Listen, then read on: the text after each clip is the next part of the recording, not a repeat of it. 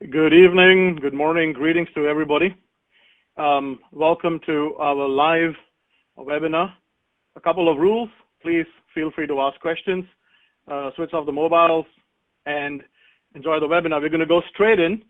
There's quite a lot to cover, and I'm really excited because there's several presenters here today who are going to share their insights. Webinar is Taming the God User, and this is all about how we manage the risk posed by what I consider one of the most powerful users in any organization. So welcome, and let's dive straight in. I normally do alternative titles before I start the presentation. So one of this that came up to my mind was Taming the Most Powerful User in the business. Hopefully everyone agrees and knows what we're talking about. The other one was inspired by good old Superman.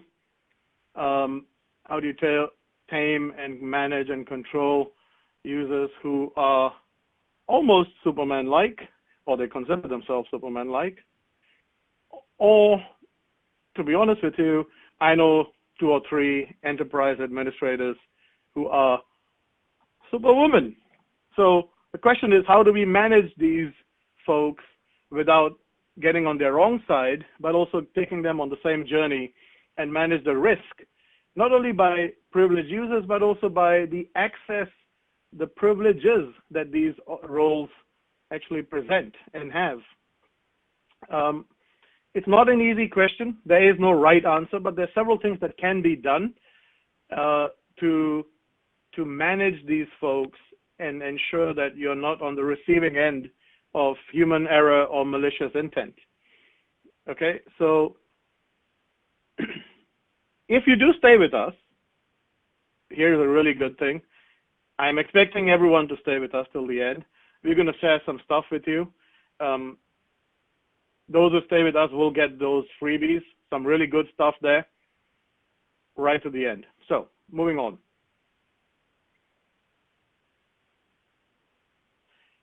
Our main speaker is Joseph Carson. My name is Amar. Those who don't know me, the blue turban on the left, and Joseph is on the right. Joseph is a cybersecurity expert. I'm joined by one more individual, David. I'm going to introduce him a bit later.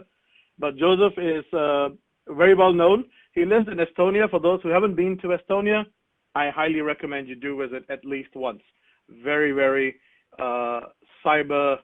You can feel the excitement about cyberspace and the benefits of automation and cyber in Estonia. He lives there, but he's originally from the UK.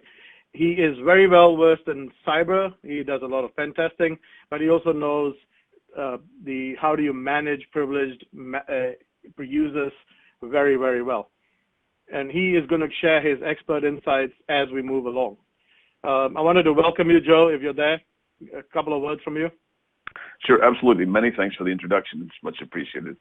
And I think it's really important, absolutely, that in a world today when we have so many breaches and so many data disclosures, that it's really important to look at some of those key elements. And hopefully today we'll get to share some of those insights and some of those good best practices that people will take away and immediately get return and, really start to raise those fences and protect critical infrastructure pieces of information. It's crucial for the business. Excellent. So listen, I wanted to say one more thing. The audience is starting to take part. Someone has said hello from Iceland. It must be freezing there because it's Iceland. I'm just kidding, sorry. But hello from Iceland. I love interactive webinars, so please use the interactive options in BrightTalk to communicate or make a point. Everything will be read out as much as possible. So moving on. Managing privileged users, and the reason I stress this is hopefully many of you are already on the same page, but many people find this kind of a topic a bit boring because they think it's an IT or operational issue. But actually, the damage that privileged users can cause us on any organization is far beyond what most people understand. And the way I'm going to explain this, if you bear with me, is if you imagine a threat pyramid, and the nation states, I'm not going to take the names, but everyone's blaming one particular country right now. Last year it was a different country.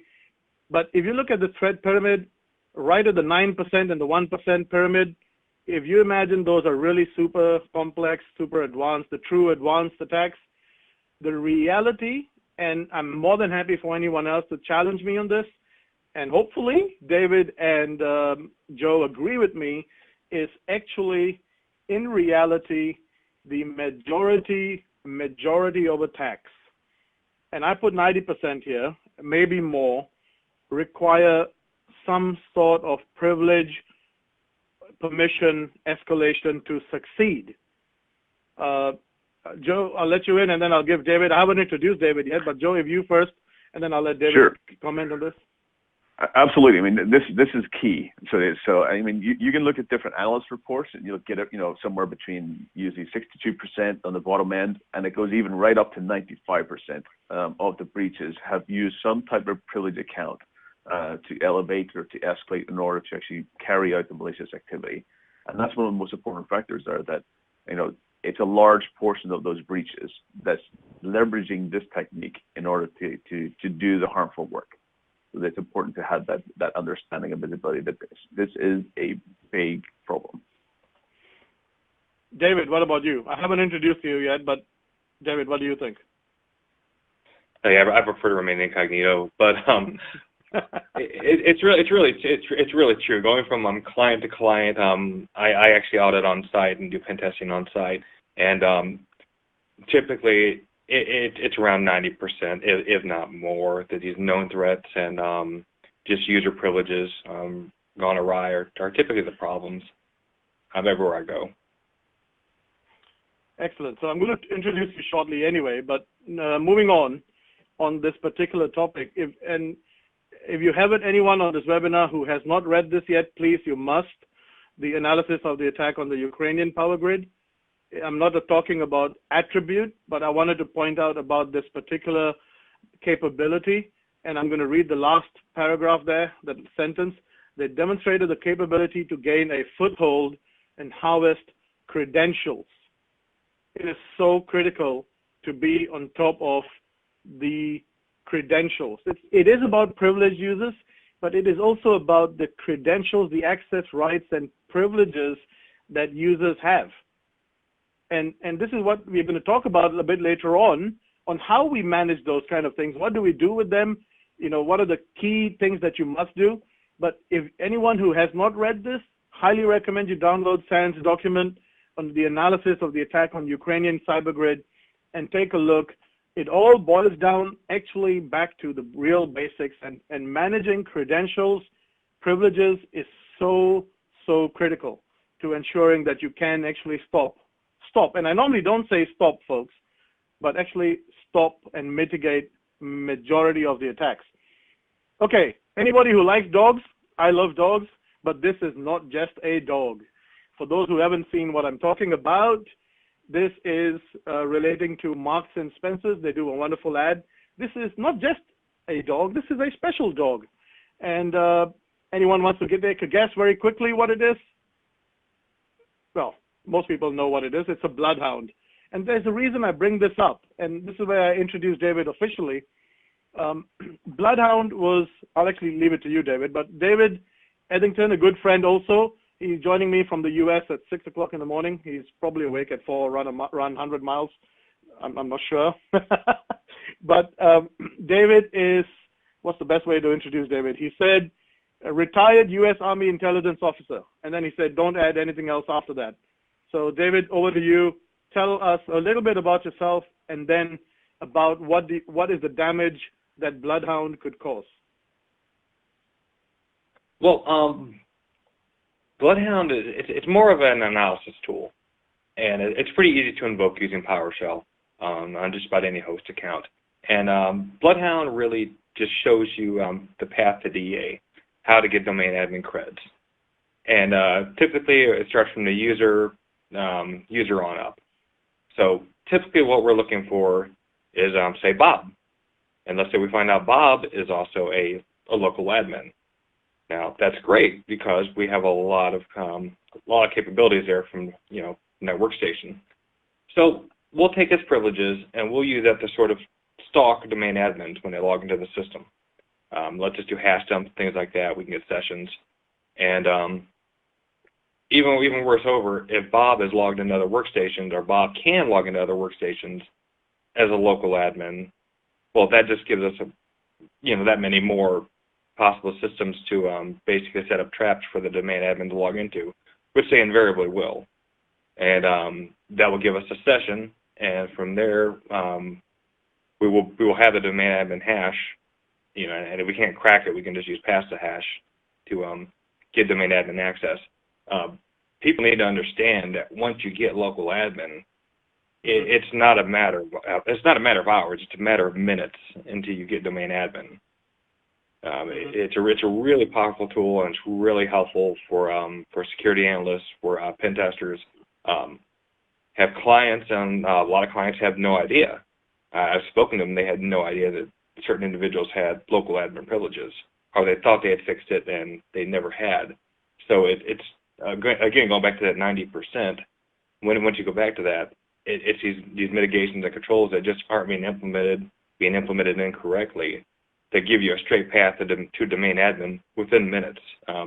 You'll see the client, you'll see the color leave their face when they realize how quickly you compromise their network that way. But Bloodhound is really. Sorry, go on. Sorry. So Bloodhound is a really good tool for that. I don't think they ever had meant it's more of a proof of concept when they first released it, and I don't think they ever really intended for it to be used in that manner. But it's a great tool, and it can give you just a direct path and let you know who's part of what group, and that really helps you strategize your attack and plan more appropriately. So David, before we move on from Bloodhound, can anyone run this tool, because it's a read-only tool, correct? Anybody can run this tool. This is public domain. There's no license to get. There's no fees. It's free. You can Google it. It'll take you right there. Bloodhound 7. I think it's like 7 degrees to domain admin or something like that. Yeah. Once you type that in, it'll take you right to Bloodhound. But in an organization, so say someone is working in an organization, they download this tool. As long as they can run a tool on their laptop or desktop, can anybody run this read-only tool in a company? Right, as long as they run PowerShell. If they can run PowerShell, they have access to it. Yeah. Okay, I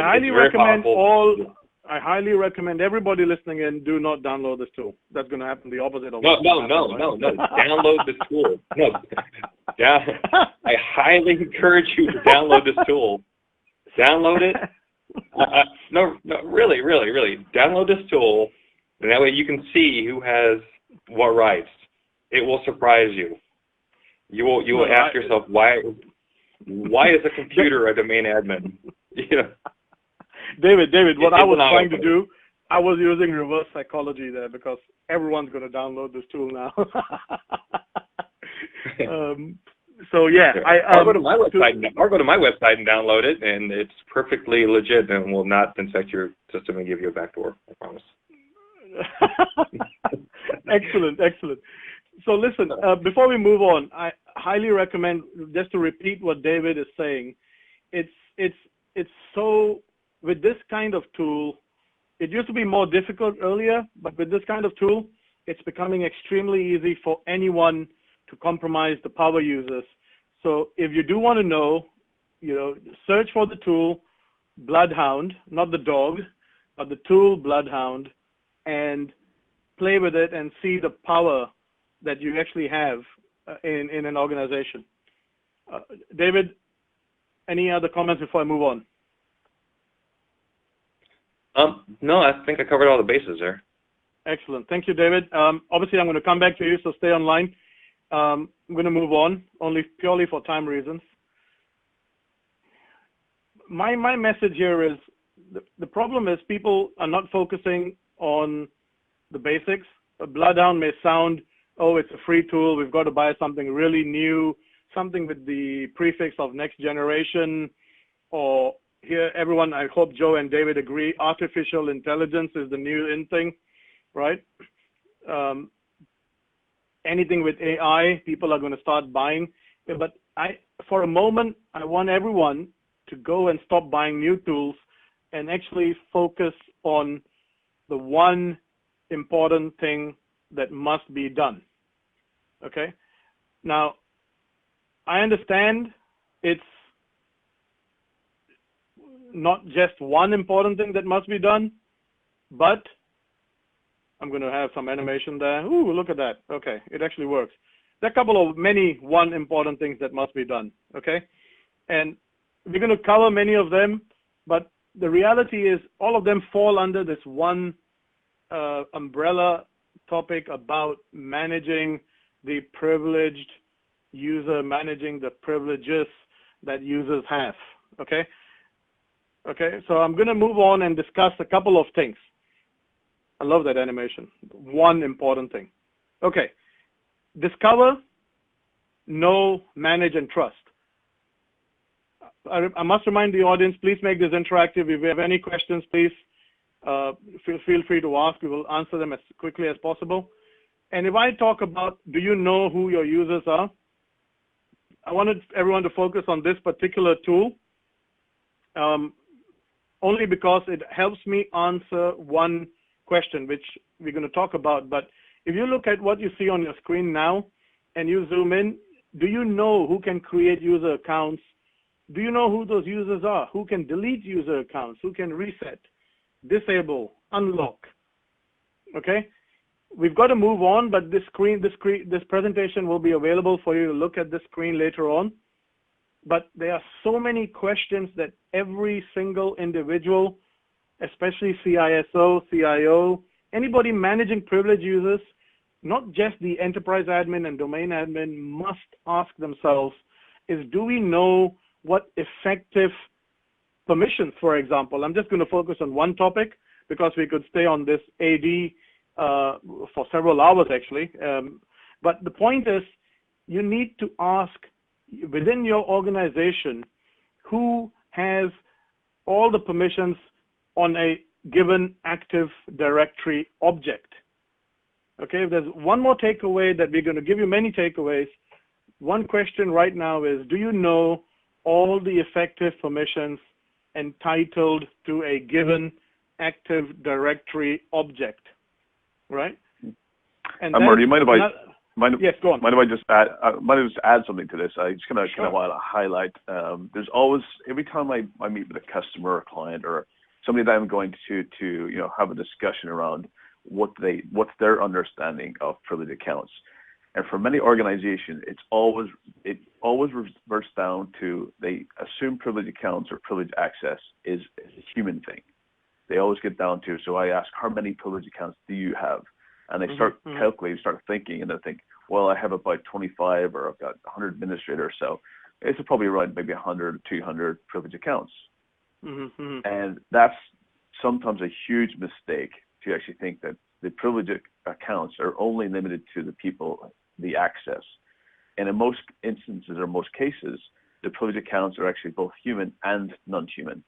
And in most instances, when we do an audit, we actually find out that it's not the number of administrators, it's actually the number of systems that they have, whether servers or desktops. And then it's actually a multiplication of those, usually 2, even up to 5 times. So many organizations may only have 1,000 systems, both clients and servers. They might find actually somewhere between 2,000 and 5,000 privileged accounts. And that's a big mistake many organizations make. They don't get that visibility. Joe, just repeat that, 2,000, repeat that number again, 2,000?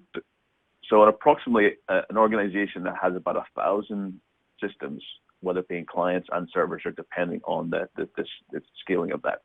It's typically, you'll find somewhere between 2,000 and even up to the high end of 5,000 privileged accounts in that organization.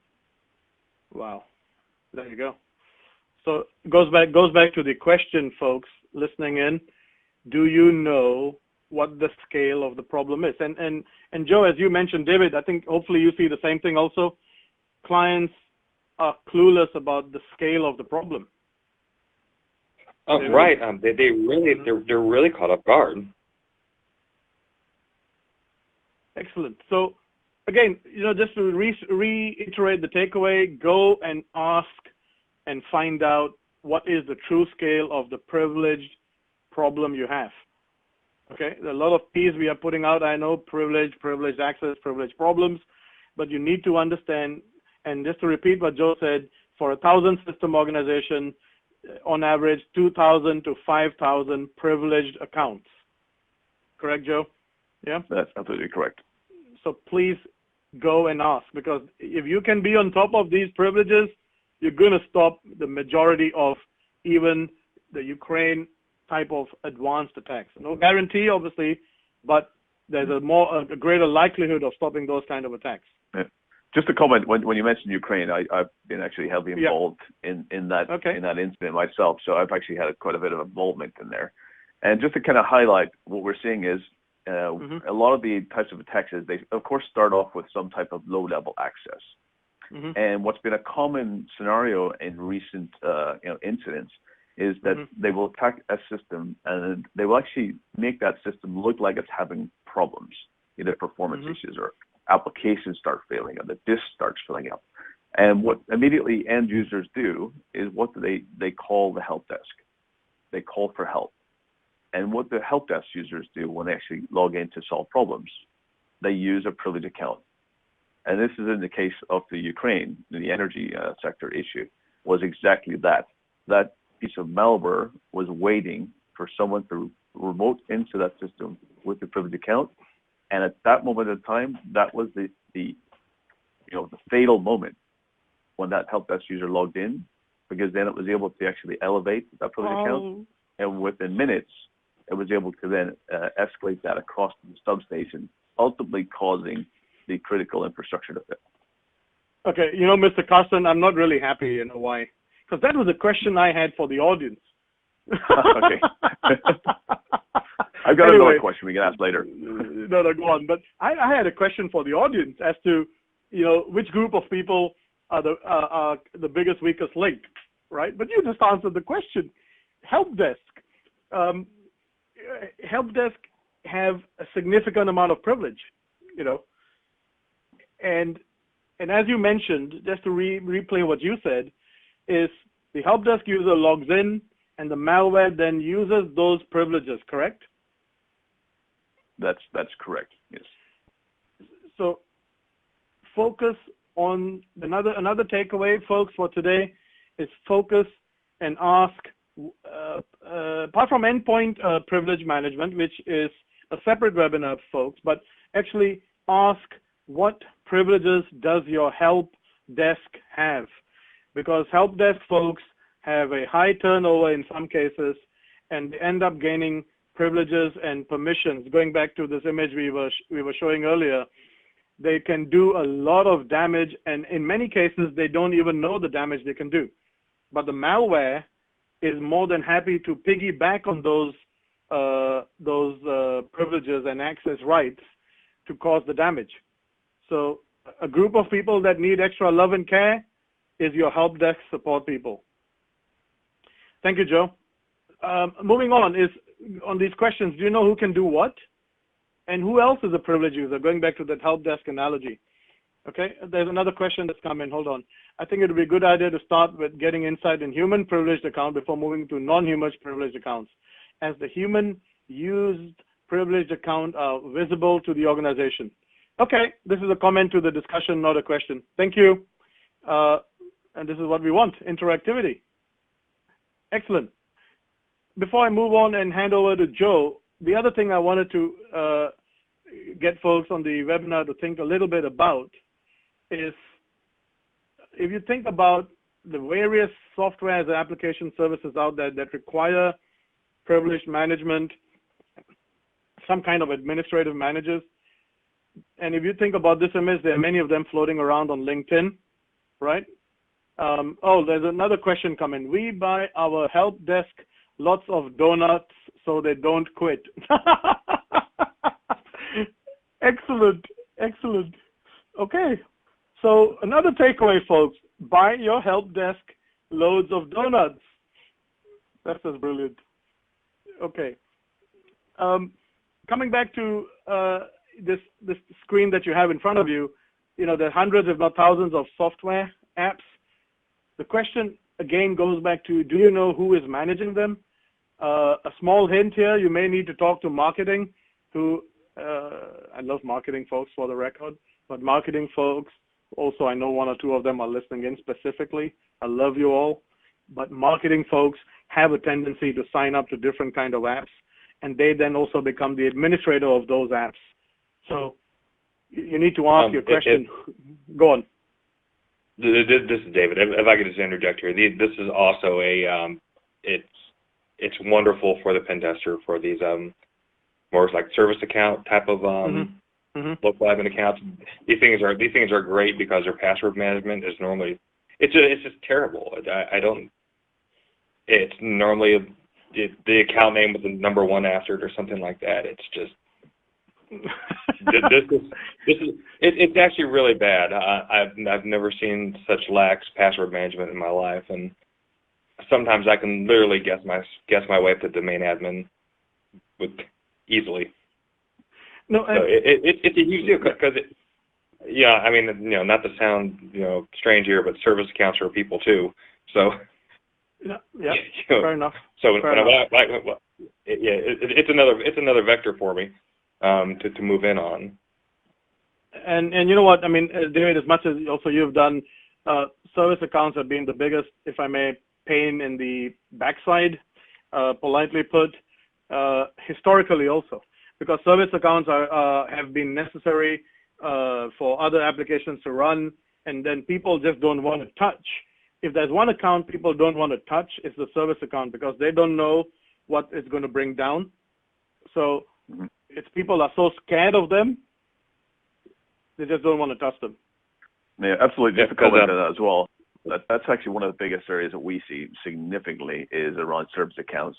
And when many organizations, what's typically happened is when the application is installed and that system administrator or the person at the time or even the vendor or the third party installs the applications, and they then create all those dependencies between the application, the web interface, IIS, or the backend database, and they're all kind of linked in together in order using that same service account or having the same password in order to kind of, even if it's not the same account, they had to have that at least authentication going between them. In many cases, they're afraid to touch it because they don't know, what the result or impact is. I even just met a customer just recently, here in the U.S., and they had a major issue where somebody changed a service account password, and what ended up happening was their entire reporting front end for their customers was no longer functional. And they just got into and they couldn't remember who's the person that remembered the account, or where's the other accounts we need to change. And it just got into chaos. So it's really important that understanding that, the impact that service accounts have, and also making sure that you have a way to manage those, because that's, if it's left untouched, it's a really great factor for people like myself and David to go and see, okay, these haven't been, changed in a long time. They're simple passwords. And then we can use those to elevate, because they're actually typically the service accounts have very powerful capabilities for many of the applications. But Joe, here's the issue, right? It's easier to blame the nation state, the flavor of the year, and say, oh, they attacked us. Don't blame us, buddy. These are just super advanced attacks. Instead of cleaning up your own house, if I may, or charity begins at home, or whatever begins at, there must be some kind of saying we can come up with today. Instead of charity begins at home, some security begins with service accounts or something, Yeah. Just a comment on that. that's something I always find quite comical, because every incident you can relate it to a nation state attack. Every single one. Yeah. It doesn't mean that you're not accountable for the incident. It doesn't mean you have to actually do the due diligence and fix it and do the right thing for the customers impacted. I mean, I can just give you one example. I always I love using this one because it's classic. We can go back to the Talk incident, and of course it was a youth from Northern Ireland, from my home location, that was showing off to his friends, and that youth, his mother bought him the laptop that he used to carry out that activity. And of course, his mother is on social care. So the money that she got from social care was used to pay for the laptop that he used to cause out the incident. And of course, the social care funding came from the government. So the government funded the youth in Northern Ireland to carry out the attack on Talk. So we always relate everything back to nation state, and it's always that interesting scenario. And it's many organizations have used it for an excuse, and it can no longer be an excuse. It wasn't a Russian APT. Is because your service account used password 123. That's what happened. Yeah, but David, it's easier to blame it on China or Russia or India or Israel or someone, right? Oh, it was a Chinese or Russian APT. Oh, they blamed me. I was like, okay, what's with this one here? It sounds better, right, when you blame it on China. Yeah, I like the organizations that release their incidents on other major events. Like the Super Bowl's happening. We'll release our incident. It's like, so everyone's watching the Super Bowl, and this incident goes kind of on the cover. So yeah, it's a kind of more of a kind of a brand or PR handling scenarios that many companies do to alleviate or try and reduce the kind of that accountability, but it should never do that. Well, listen, that brings us to the wonderful topic of trusting us humans, right? Because it's a human issue at the end of the day. No one wants to get off there to sort out the basic problem, which we are talking about. The question comes, I know people say, oh, it's a human issue, but actually, my personal opinion and professional, you know what, even if we are not malicious, which majority of us hopefully are not, we all make mistakes. And the reality is, I think we need to empower the human and give him or her the tools, the automation, so that we can catch those mistakes. Because each one of us here, although I guess we are slightly more informed, and even the audience is slightly more informed than the average other user, but we all make mistakes. And we need to tame, instead of, the only way we can tame that human is by empowering them. Comments, folks? Absolutely. I'll give you a little bit of background myself. Mm-hmm. I was once that king of the castle power user. I worked in data centers for many years when I was in a kind of my early career. So I'm not going to say how long I've been doing this, but it's quite a lengthy time.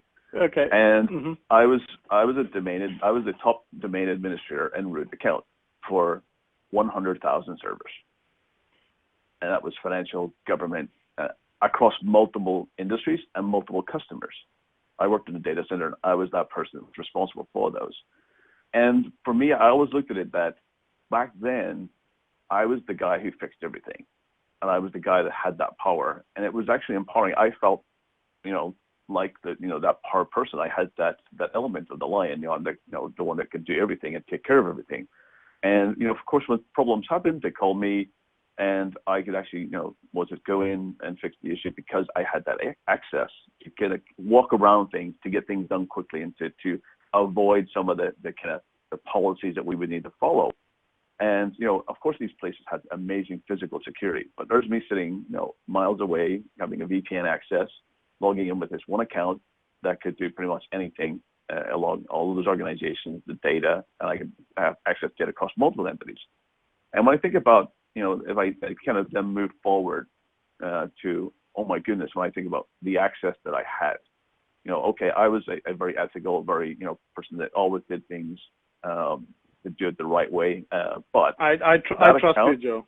I'm a very trustful person. But if that account was ever compromised, the damage that could have done for probably an entire country would have been significant. And this is when I realized that, I should never, by default, at all times, have that type of access. And that's one thing that, we should all look to doing, that we have to get to the point where accountability, that we have to realize that the power that you have, and also try to actually reduce the actual having that all the time, all day, and using that for different purposes rather than only the purposes intended to be used for. And we have to get into that, mindset. And that's something that, I want to share my experience of being that person and how I've changed to make myself more accountable and also less of a target, because now that I can't be compromised to that extent. Thanks, Joe. Right. David, anything? Yeah. Mm-hmm. As a matter of fact, I do. Go on. One thing I'm seeing a lot of now is they're kind of separating, basically separating the powers. And one control we tend to look for is whether or not the, say the domain admin has their own separate user account that they use for their user type of activities. Domain admin accounts are typically used for a specified range of purposes. And the client I'm with now, they've taken it a step further, which is really good. And certain administrators can only do certain things, which is kind of that next step in the evolution of kind of just getting a hold on user privileges. And a lot of it's education. You're talking about empower the human. Letting them know that just because they put an @ for the letter A in their password, they're still intensely vulnerable if they have a weak password. So that education and letting them know that, just how easy it is to crack a password, that alone just does wonders for securing accounts. Totally. Okay. Thank you, folks. We're going to talk a bit more detail about the actual management aspect of it, right? I mean, it's all good. We're talking even the service accounts. I think, honestly, if there's one thing anybody could do is if you're possibly on top of your service accounts, again, you're disabling and lowering the likelihood of your attack. But the question comes, how do you manage these folks? And before I go on into here, I always talk about any product or any system or any tool must be operationally friendly. I call it the OFF, the operationally friendly factor. How friendly is a product to manage for the end users when it goes operational? Having it during the project phase is brilliant, but actually having a product that is being used by teams to manage privileged users, manage service accounts, etc., are they happy with that? Is it easy to learn?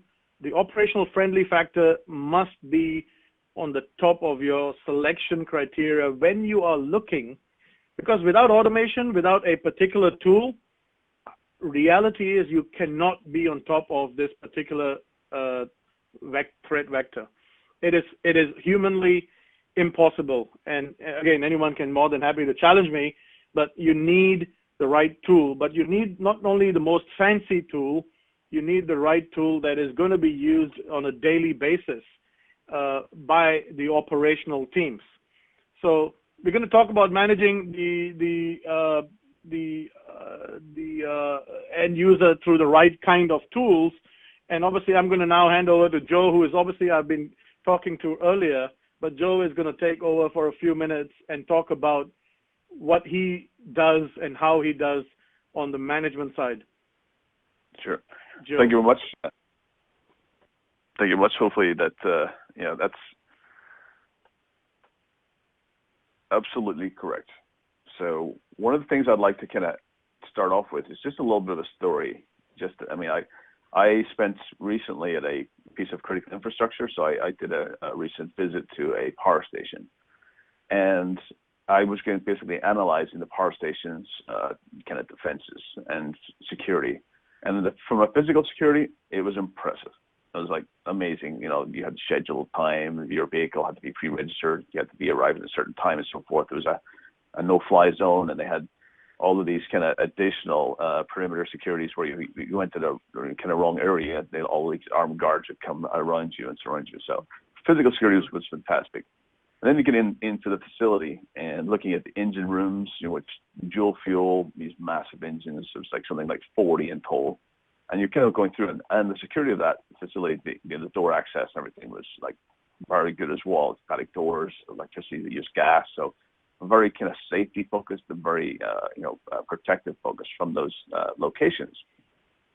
Then of course those engines kind of are then going across to the command and control. And then of course, all of the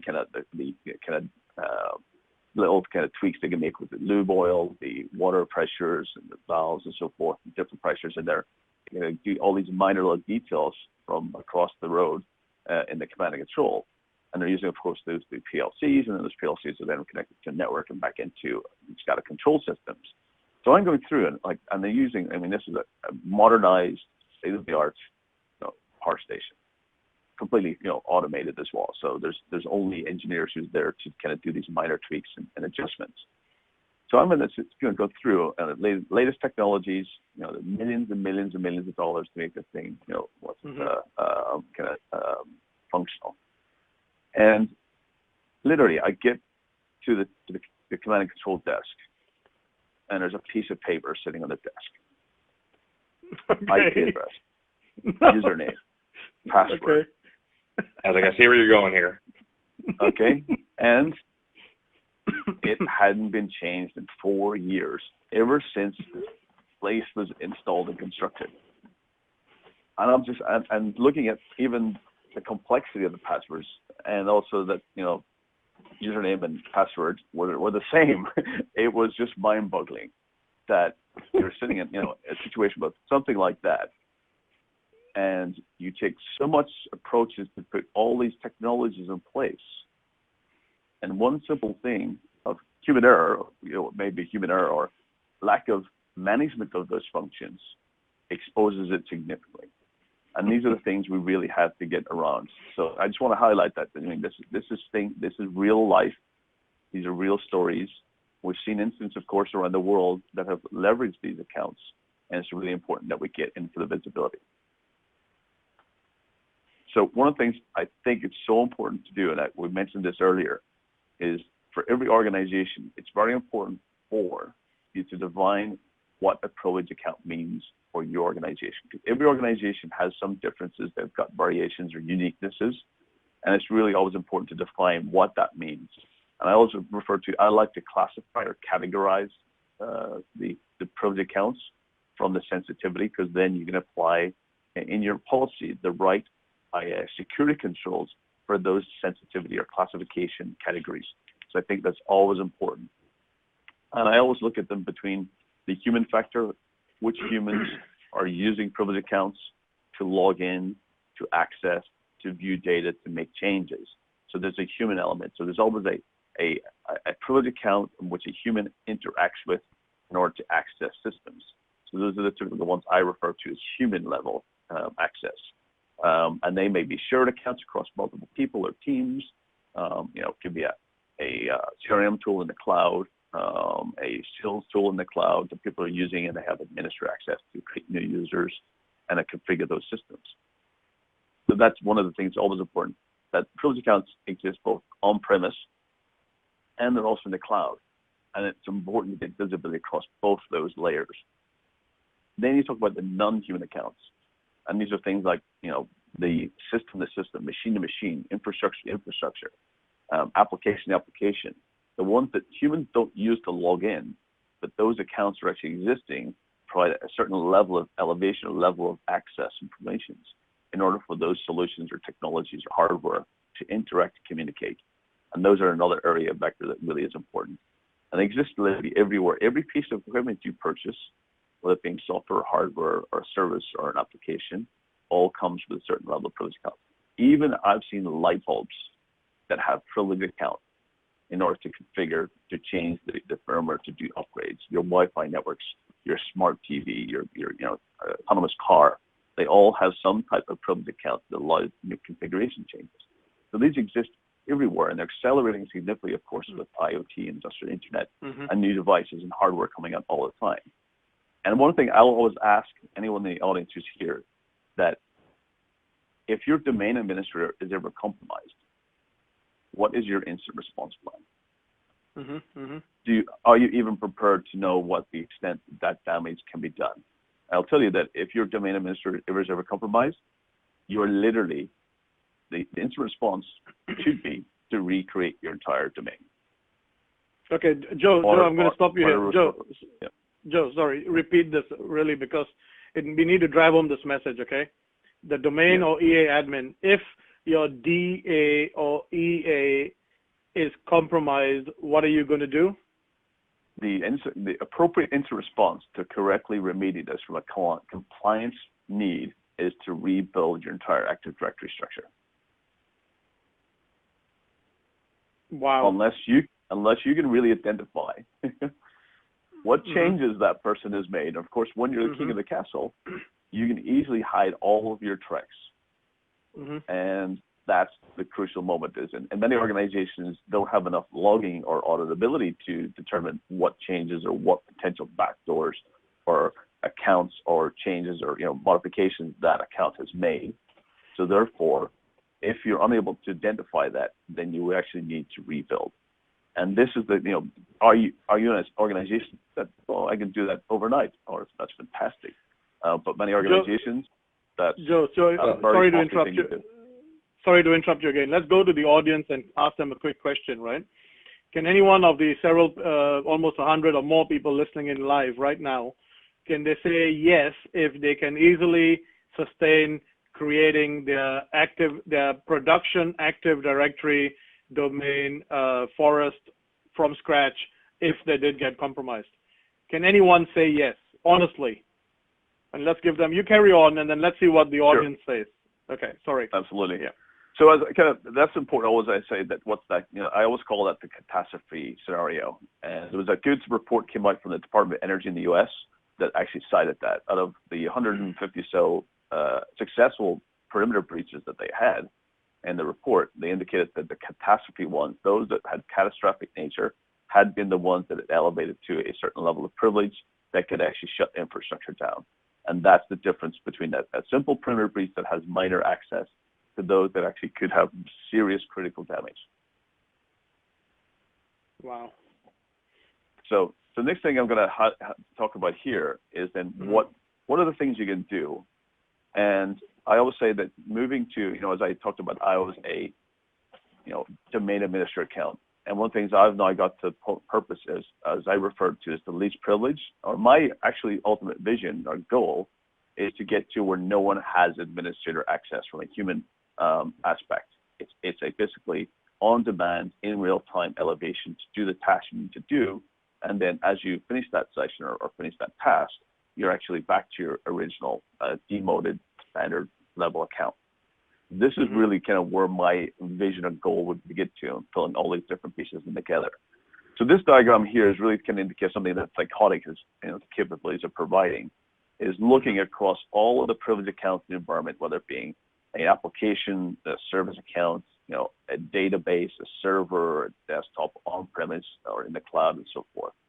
And all these privileged accounts, we basically pull them into a secure vault known as Secret Server that really allows that capability in order to manage and automate and rotate the passwords on a frequent basis that allows those to have at least even reduced dwell time or reduce that when you have employees leave or move departments or change roles, that you're able to ensure that they never have the knowledge of a password or credential for a privileged account for more than the necessary needed time, that delegation. In this case, also, you can have it for internal users accessing systems. So, regular users who need to access sensitive systems, whether it being financial systems or HR that have, customer data or CRM tools and so forth. They can really ensure that any access that they have is controlled. And also, from an administrator perspective, also the administrator accounts, or administrator humans who need access to elevate those would go through a central vault. And by doing this, what you're able to do is then provide greater auditability. You can also do things like session recording of those accounts and those actions. And then you can actually then monitor and look for, potential if a problem occurred or you have an incident, you can roll back and see exactly what occurred. Did somebody change a firewall rule? Potentially open up the door for larger threat vector. And one of the great things as well is, we also have the ability to then also create a level of trust. So, for example, as you log in and you actually access a secret server of the vault, then we actually establish a level of trust. We can do things like multi-factor authentication on the front end, and also we can also leverage it on the back end as well as the systems. And one of the things I think it's one of the crucial areas as well, is that I really recommend that you're looking at external third parties that need to access your systems as well. Then rather than giving them direct access to your environment, to your firewall or network devices, or to manage your systems, that they would never have privileged access. Everything a third party or vendor who's supplying or doing even outsourced help desk would need to go through the vault, get access to the system. What this means is that if their system is ever compromised, the only actually compromise that would happen in an organization is the actual third party's laptop or the third party or your internal user system. It's not the actual account gets compromised because we're basically doing the handling of the negotiation of the token on its behalf. It never ever sees the session or packet. So you're eliminating path to hash in that scenario. Joe, yes. Can I alert myself, because I'm a CI, I've been a CISO several times now, and I still do a trusted advisory for many different clients. So can I have something like this to alert me for, open quotes, suspicious behavior once I start to build some kind of a profile? Am I making sense in my question? Absolutely. Absolutely. So explain one of the things that, we're actually about to release a new feature, a new update. And what it's basically about user behavior analytics. So we're really about to pull out all of the actual analytical data about privilege account use in the organization. And then we're also going to tie that back to the actual reputation of the behavior of the person who's accessing. So for example, the idea of this would be is that I am, as a user who's been working in the organization for some time, we can create a kind of footprint of the activity of that user. So I've been accessing the vault 9 to 5. I only access these accounts. I'm coming from this location, using this account, this machine, and this browser, and so forth. So we can create a really good kind of visual, idea of a footprint. Then all of a sudden, you come from a different IP address at 2 a.m. in the morning, using a different browser, perhaps. And then you can say, hey, okay, flag. This is the first time, this is abnormal. Multi-factor authentication, I need you to reestablish our trust. Or that I can say, hey, okay, pass this on to Amar and say, hey, I need you to validate this connection or this request. So then you can do something like a peer review or a workflow side of things.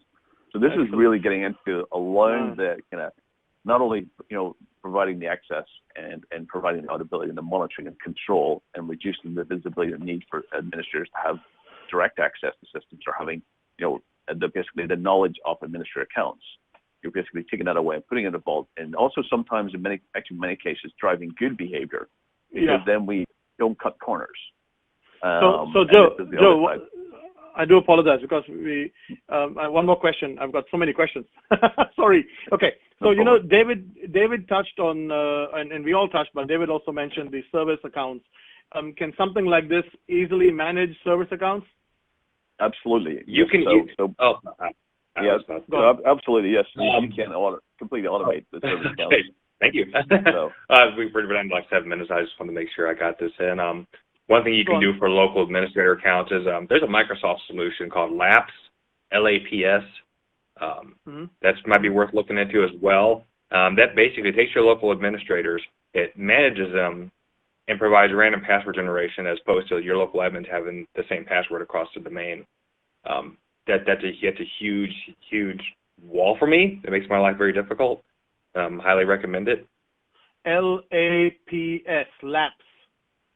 Right, it's a Microsoft product. Microsoft. Yeah, makes my life miserable. Yeah. Makes my life miserable. Which is good. I mean, ourselves, we also, from the psychotic side, we have also the same capability that we can take the service accounts, bring them in. We can also discover dependencies. So where those service accounts are mapped to other applications and databases and systems and so forth. And then basically, if you ever, you want to automate the changes of those service accounts, then what we can literally do is ensure that the order of those service accounts are changed in the right order, and also making sure that they're actually changed consistently. So if you do have something like, some backup solution as well, or you're doing some email archive or gateway, then of course they have multiple locations. And of course, those are very privileged accounts because they have access to the entire backup data. They have access to the entire organization's email. So this is really important that you manage those effectively. And this is where, Psychotic has the ability to fill those in, map the dependencies easily, and then therefore completely automate. And therefore, whoever installed it originally no longer leaves with the knowledge, or ever you don't leave it there in a state of implementation. We can make sure that even because of dwell times reduce. Sorry to interrupt you again, buddy. I'm really sorry. Just to reiterate what you're saying, what I really liked about what you said. One is the LAPS but more importantly, what I liked is the dependency element, yeah, that you are talking about, is to map out the dependencies of the service account, because then there leaves no excuse for someone to say, oh, I don't really know what do you call it is doing, the service account is doing. Yeah. Yes, absolutely. It's really effective, and it'll really allow that visibility and also provide the relationship as well. So that gives you the understanding about, okay, these are related in some element or some way or another, and that's also a crucial thing to have that visibility. Okay, I've got some questions, guys. I wanted you to answer. Maybe Joe, you can take this one. How can the success of any privileged access control be measured? So what kind of the thing that we're talking about here, psychotic, right? What kind of success measures does it have? That's an absolute great question. I think that one of the important things is that I always look at this is, what message do you want to bring to the CISO or the CIO in regards to your current kind of threat landscape of privileged accounts? And one of the main areas is that the current disclosure rate of passwords across the organization. How many people in the organization have actually knowledge today of a password that has privileged access? And having that actual measurement is key.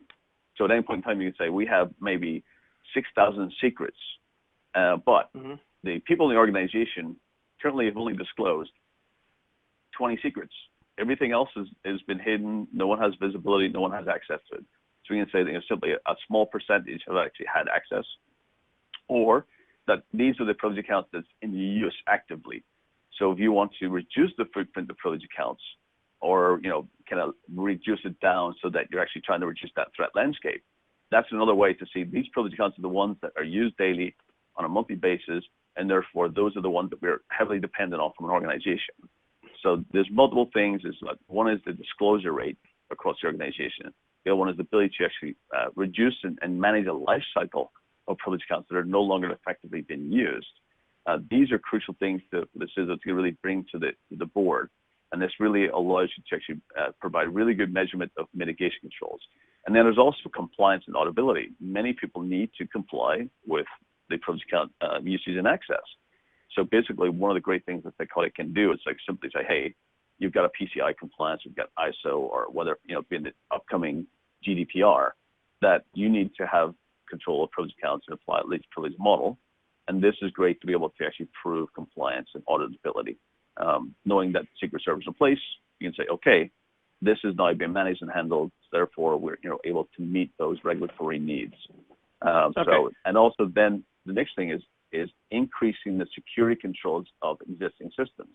Yeah. Some systems, like even SCADA or other types of IoT systems, may have very limited ability in what they can actually manage. So therefore, we can actually increase the security level on those by session recording, for example. Okay, guys, we're running very close to time, so I'm going to go to David first. David, I've got some takeaways. Do you have any that you want to add to this? Go on. 20 seconds, 30 seconds. Go. Yeah, discover, no manage, trust. I agree. All four. Rolling out. Thank you. David, thanks a lot. Joe. Absolutely agree. It's heavily important to go through that to know what you have, where they are, who has access to them, and then to really manage them so that you can get effective automation and use your resources to much more good level, and create a level of trust and knowledge that you actually trust the privileged accounts, and you can actually challenge them when needed. Okay, thank you so much. Q&A, there's very little time. For those who have stayed all the way, we have almost everyone has stayed, thank you. I will send out an email about some of these free tools that we're going to share with you. You don't have to use them, but if you do want to use them, you can. But I wanted to thank David Addington and Joe Carson and everybody else who has joined. Do leave some feedback and any comments, but thank you, everyone. Before Bright Talks cuts us, I'm going to have to say thank you and see you all again.